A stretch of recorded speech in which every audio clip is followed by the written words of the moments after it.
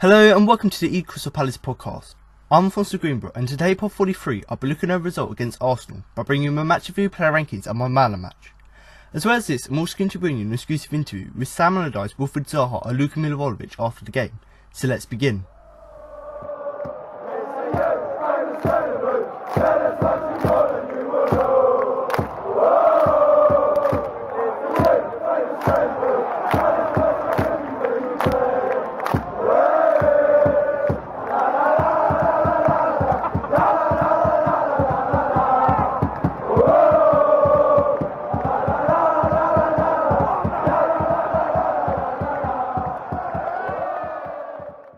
On a memorable night at Selhurst Park, Palace took another huge step towards safety as they put in one of their finest performances of recent times to cruise to victory against Arsenal.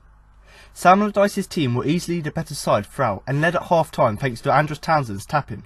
And then after the break, 2 goals in 6 minutes from Yohan Cabaye and Luka Milivojevic sealed the Eagles' first win against the Gunners in 23 years, and their first in S1E43 since 1979.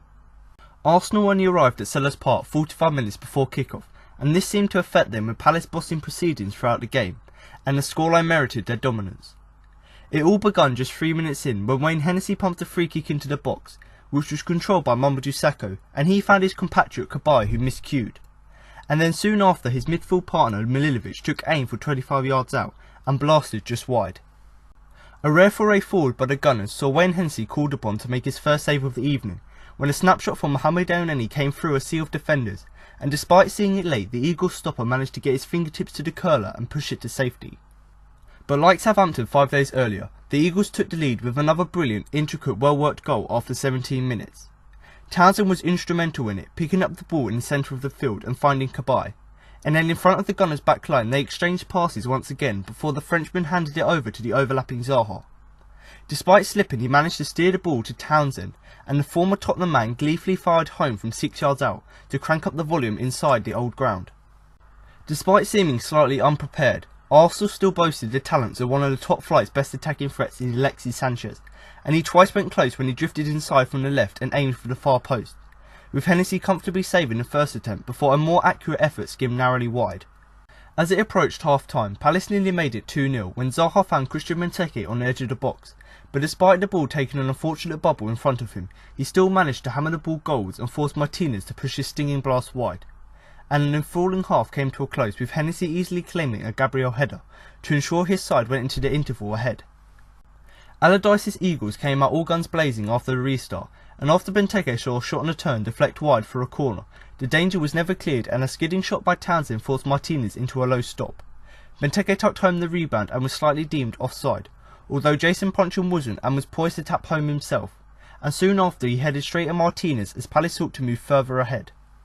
And they did just that on 62 minutes when they deservedly doubled their lead. Once again, Zaha and Townsend were involved as they linked up on the right, and later sent a low cross into the path of Cabaye inside the D, who first time managed to hook the ball goalwards and watched it arc over the overstretched Martinez and into the top corner to send Selhurst Park into raptures. If the home supporters thought they were in dreamland then, 6 minutes later they wouldn't have wanted to be woken up as the third arrived.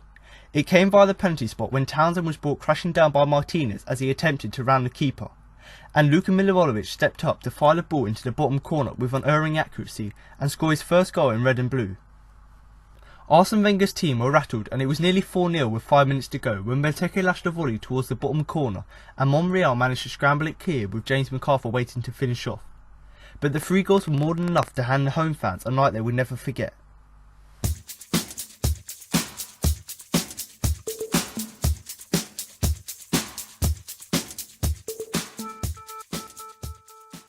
Crystal Palace dominated a listless Arsenal side 3-0 on Monday night in a superb display of physicality, creativity and energy.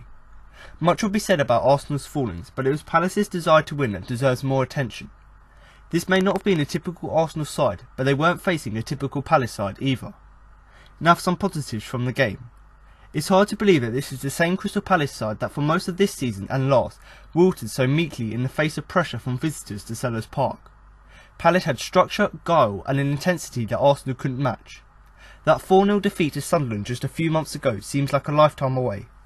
Now some negatives from the game. The only real negative is that much of the focus of this result will be on Arsene Wenger's future, but it shouldn't take away from what was a thoroughly excellent Palace performance, with an injury-afflicted squad nonetheless.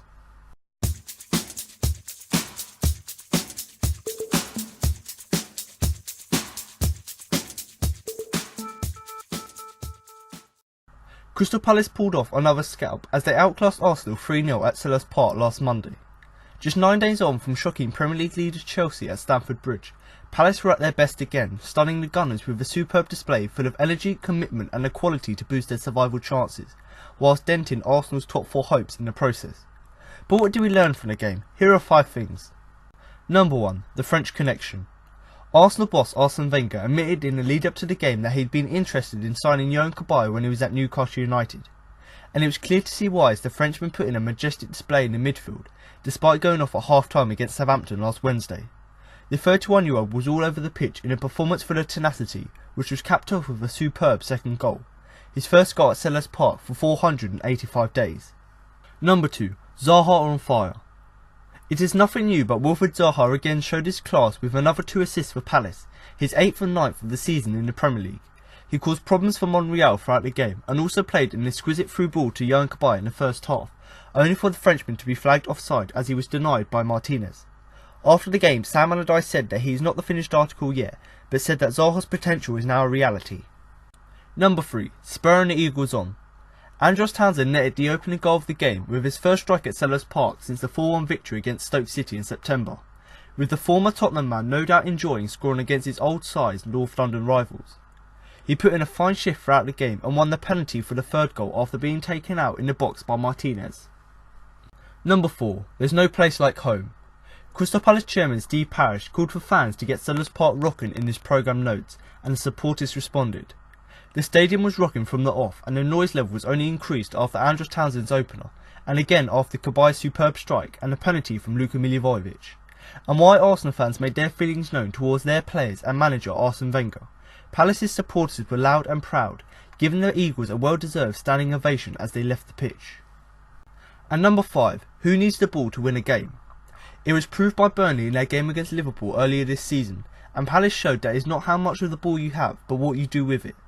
The Eagles had just 28% possession in the game, but looked threatening each time they had it, with Christian Benteke, Andros Townsend, Wilfried Zaha and Yohan Cabaye in particular causing problems for the Gunners' defence, as Palace used the counter-attack to full effect. And all for their possession, Arsenal failed to muster a single shot on target in the second half.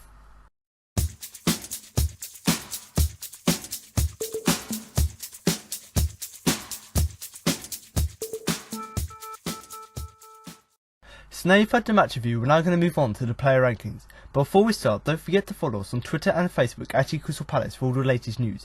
And for all you Facebook users out there, don't forget to check out our Facebook group so you can join in the latest discussions, read the latest news and post your own opinion.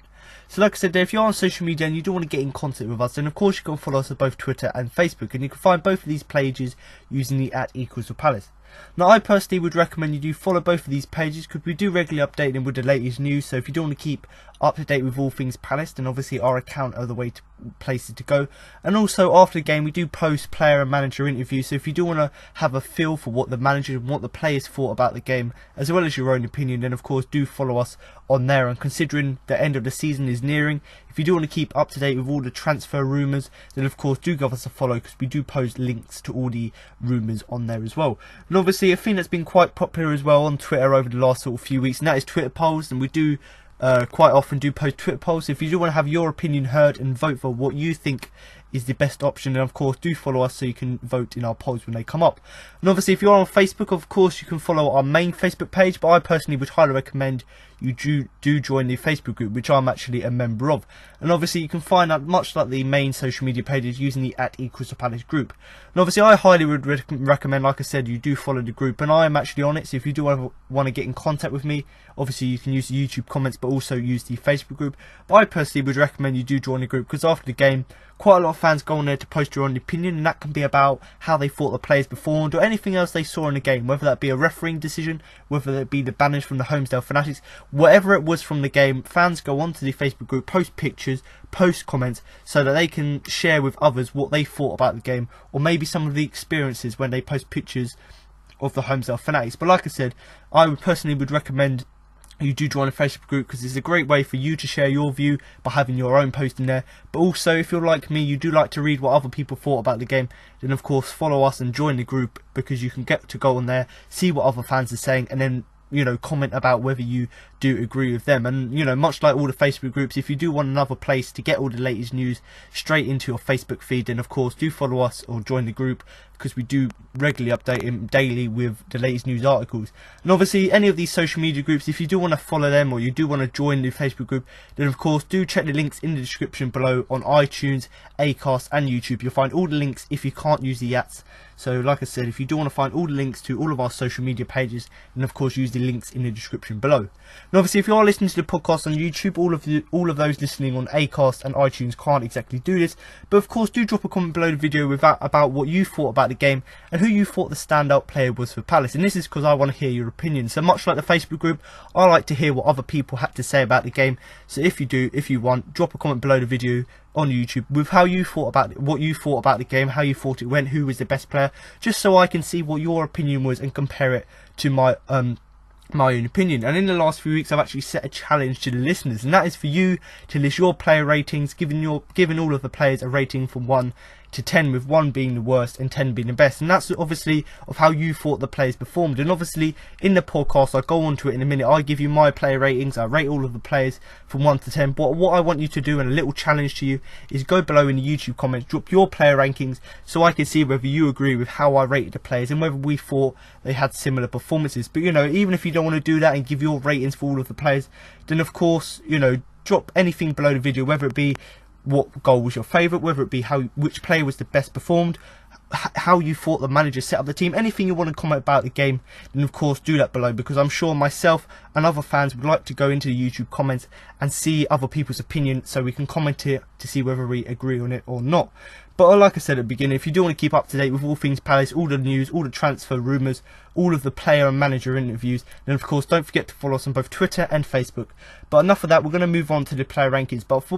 But before I start and go on to them, I must say, I have been on a family holiday over the last 2 weeks. So I haven't been able to record a full podcast, and that's why it's coming out a few days later, or maybe a week later after the game was originally played. And that's because where I was on holiday, I wasn't able to A, record a full podcast, but B, I wasn't able to upload it to YouTube, Acast, etc. So I'm giving it to you now, but instead of giving you my full sort of player ratings, where I give you their rating, I'll give you a description, and I just sort of summarise and explain their performance.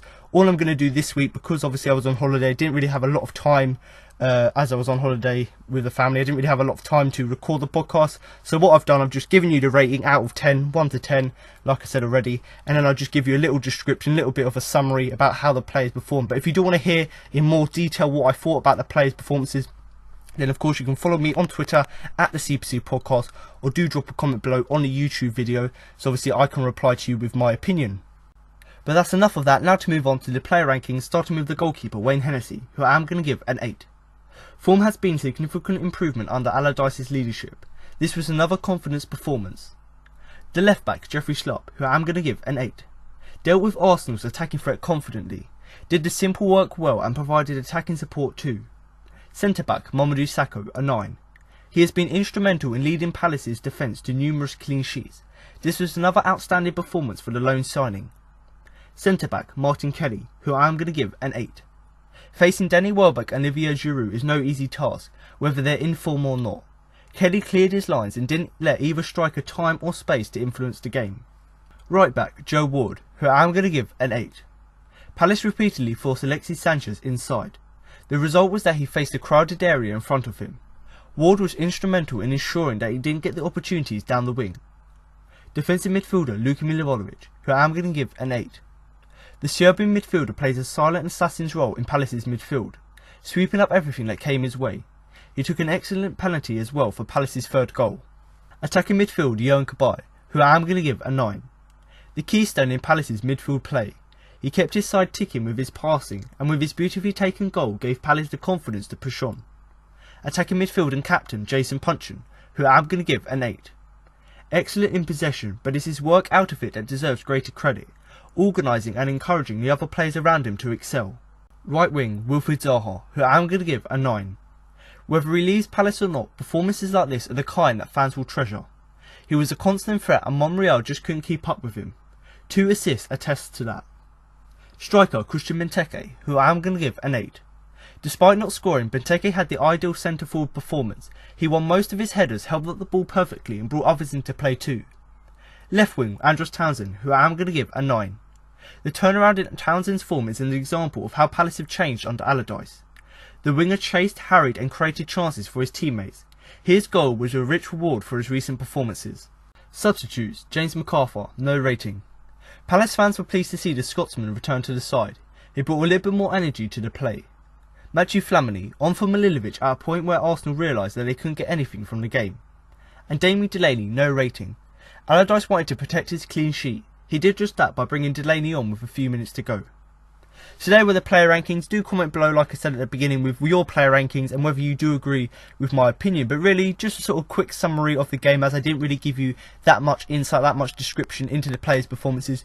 To be honest, this performance, in my opinion, ticked all of Allardyce's boxes. You know, we got the clean sheet, obviously, which is impressive against a team like Arsenal. We got 3 great goals, you know, one from Townsend, lovely teamwork play in the build-up to it. The ball came to Zaha on the left. He slipped but crossed it into Townsend, and Townsend was in the right place, had good zonal awareness to get on the end of that. Cabaye's one was an absolutely fantastic goal once again. Lovely teamwork play down the right hand side, got the ball in to Zaha. Zaha once again with his 9th assist of the season, got the ball to Cabaye. Cabaye with a lovely wonderful shot right into the top corner, dinked it over the keeper, fantastically taken goal.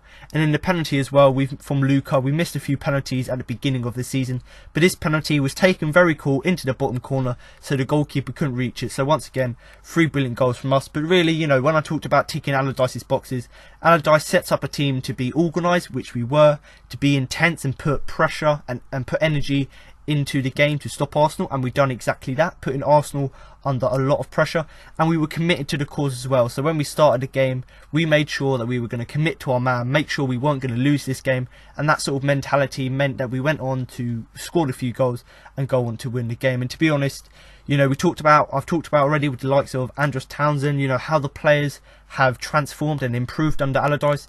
This clean sheet is a really clear example of just how well the players have performed, obviously with Allardyce coming in, but personally, in my opinion, this performance just shows how much the players have improved, considering this is the first time we've beat Arsenal at home in a very long time.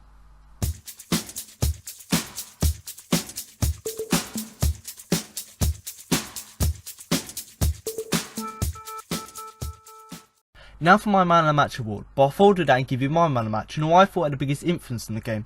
I'm now going to give the results of my Twitter poll.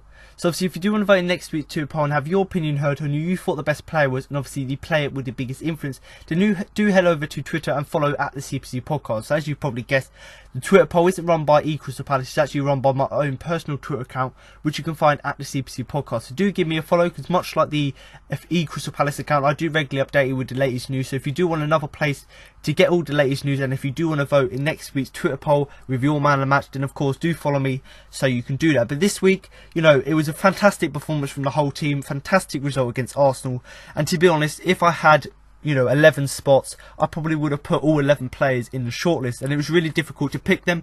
But I'm going to go through the nominations now. You know, Luka, Milivojevic, Yohan, Cabaye, Andros Townsend and Wilfried Zaha. And it's quite obvious. I've put the 3 goal scorers there, because if someone scores a goal, they have a big influence in the game. And then Wilfried Zaha got 2 assists in the game. So, you know, like I said, I could have put the whole team in there, but the only reason I put these players in instead of ahead of anyone else in the whole squad is purely because them 3 scored the goals and Zaha got the 3 assists. But you know, these players were outstanding in the game, that's why I've given them 8s and 9s in the player ratings. But you know, the rest of the squad as well, as you've probably heard, I didn't give any number below an 8, which just shows how good of a performance it was. But just to go through why I've put these players on, like I said, Luka Milivojevic playing in a defensive role, he done a fantastic role in sort of protecting the back four like he normally does, and obviously to top up that performance he took a really good penalty right into the bottom corner. Yohan Cabaye, yes, you know, playing in that sort of attacking midfield role, he got into very good positions throughout the game, and obviously he was rewarded for his pressing, his sort of play throughout the game with a goal. Fantastic assist once again from Zaha to get the ball to him, and Cabaye, lovely shot there. Yes, he slipped over when he took it, but he managed to get it, sort of chip it over the keeper into the top corner, and you know, it is a fantastic goal, and I would highly recommend you do watch replays of that goal, because I certainly think that could be up there for one of the goals of the season. Obviously, Andros Townsend, like Zaha, was a constant attacking threat down the left and the right, wherever he was.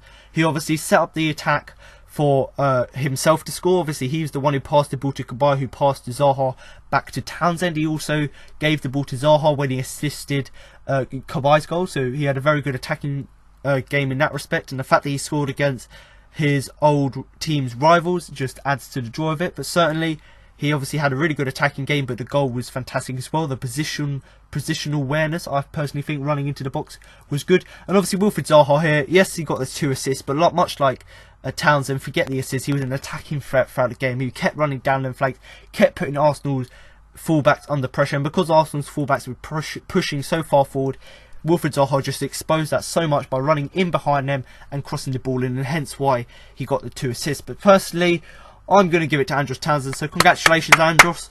You did win my personal Man of the Match award for the game against Arsenal, for what was an absolutely fantastic, outstanding performance from you. You know, I've said it already, it was a fantastic performance from the whole team.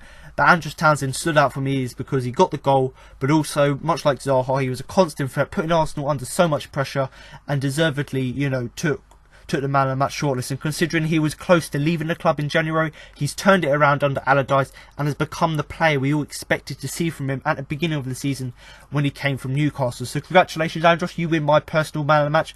But just to go through the Twitter poll, the winners of the Twitter poll, obviously starting in last place with 13% of the votes was Luka Milivojevic.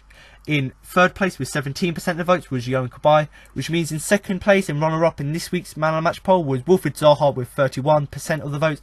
And obviously the winner, which was quite inevitable given my personal opinion, with 39% of the votes, and winner of this week's double Man of the Match award is Andros Townsend. So congratulations, Andros, on winning both my personal and obviously the Twitter poll Man of the Match. But certainly the whole team does deserve to be on the shortlist, but you definitely deserve this for your attacking threat alone. So now you've heard my match report, player rankings and my Man of the Match. That concludes this week's podcast. Now I've got an exclusive interview with Sam Allardyce, Wilfried Zaha and Luka Milivojevic following the game. Wilf, a fantastic night. Just put that victory and that performance in perspective for us. I don't even know what to say. We're just buzzing really. Great performance from the whole team. We defended like we wanted to. Had to keep them out because obviously they've got tricky players, but managed to get the win, and great win as well. You say managed to get the win. In the end, a comfortable 3-0 victory. To achieve that against Arsenal, what does that do for you tonight, more than the 3 points? Just massive confidence booster. Just to show that if you have your plan, you can beat these big teams. And we showed it tonight. How much do you think commitment played a part tonight as well? Every second ball Palace won. You have to do that against the big teams. You have to run the whole game, and when you get your chance, just take it. And that's what made the difference today. How much do you think you played on their mental fragility as well? Once you went ahead, do you feel there's only one winner here? I don't know about that. Obviously, they could pull out something out the bag any minute, so you have to keep focused. But I think when the second goal went in, we thought, yeah, we can go and win this comfortably. And how big a step towards safety is that tonight? Massive, because obviously we managed to beat Chelsea. Then we lost against Southampton, so winning today is massive. Luka, what an unbelievable win tonight against Arsenal, and your first goal for the club as well. Talk us through the game. Yeah, I'm very impressive also with victory. I'm very happy with my first goal. It's not easy to beat Arsenal 3-0, really. We play at home, and I'm happy because our pitch became for other teams very, very tough. And I want to say thanks to all my teammates, staff, and we had great night. When you beat Arsenal 3-0, you must be happy.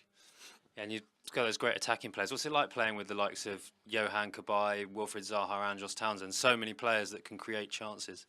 Yeah, they're very dangerous, especially 3 players from Christian, Wilf and Andrew.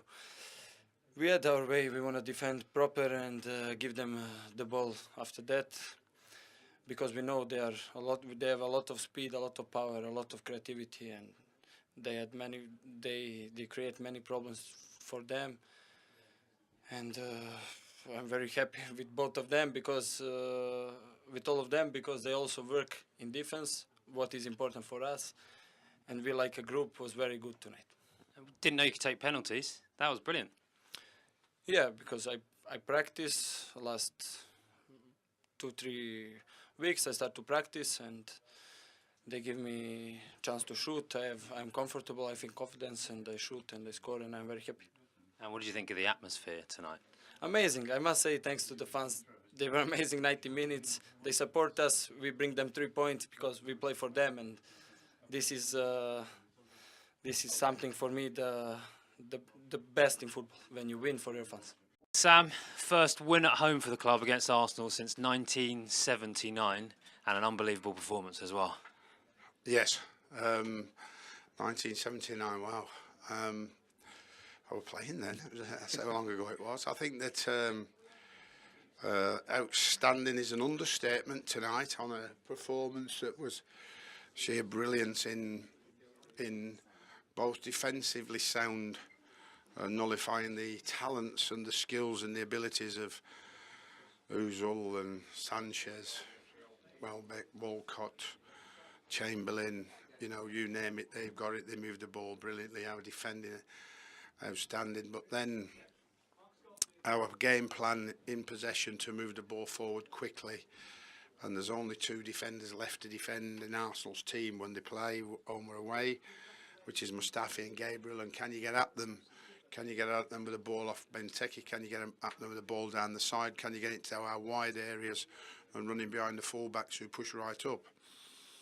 And so if you use possession well today, lads, you will put Arsenal, and you will get some chances. Whether you take the chances or not will be up to you on the day. And today they took the chances that came their way, and it is probably the most. I thought Chelsea was something, but I think this has topped it by the fact that we've beat an Arsenal team full of talent 3-0 on our own patch, and so it's got to equal the Chelsea performance for me, and to pull off a Chelsea and an Arsenal in the space of a week is an outstanding achievement for everybody here, players particularly, and it really does take us up and out of the relegation zone, which is the most important. But enjoy the victory; it's well deserved, and we play Leicester next Saturday, and we're looking closer and closer to safety now. And this again will send a shockwave across the Premier League. We've deserved our win. We haven't sneaked it. We've done it. We deserved it. And in the end, I think, and I'm bound to say this, but we were the better team today. And Andros Townsend had a great game today. Got the goal. What's been the secret to getting the best out of him? Making him enjoy life again as a footballer, realising that football is something you're blessed with, and something that is a joy to wake up every day and come into the training ground and enjoy your training, enjoy the environment and enjoy the football on the pitch. And obviously it takes a while to get that because of the position we're in, and everybody's miserable and worried and down and out because it's one defeat after another. And then you see the slight light at the end of the tunnel, a glimmer of hope, and an Andros Townsend turning it round, and a Wilfried Zaha, a Christian Benteke, and today Cabaye, Yohan Cabaye's goal at that time was a killer for Arsenal, and what a goal it was too. And then the penalty, brilliant. We sucked them in, and they were in desperate defending situations, and the penalty was definitely a penalty. So everything went well today, and for me, as you well know, we got a clean sheet as well to go with it. And like I said, it's a super night for everybody at Crystal Palace. And finally, where does that rank as performances under you as manager in your career? I think that I've had 2 in the space of a week. I've had Chelsea away, and because they were top of the league, 10 points clear. And you see what they've done to the other teams since we beat them. They've gone and punished them. Beat Manchester City at home 2-1 and beat Bournemouth easily away at Bournemouth. And we had a bit of a slip up. And what I like is the response from the players today for an under-par performance at Southampton in the space of a week with 3 games. Shows our fitness and our mentality, means we can live with a 3-game week. having recovered from the knockback at Southampton. So, you know, it's been a terrific night and a terrific week for us all.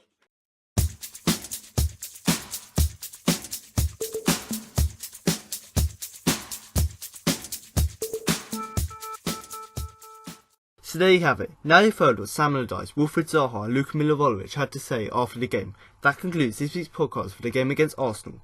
But make sure to come back next week for my post-match review of the game against Leicester. So thanks for listening and remember to up the Palace!